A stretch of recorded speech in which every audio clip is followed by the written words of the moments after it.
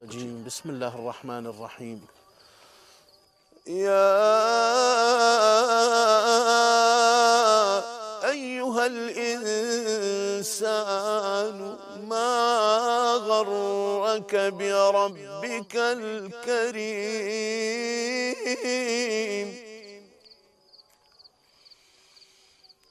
ما غرك بربك الكريم الذي خلقك فسواك فعدلك في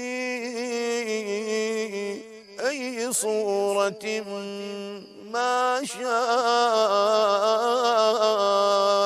ركبك.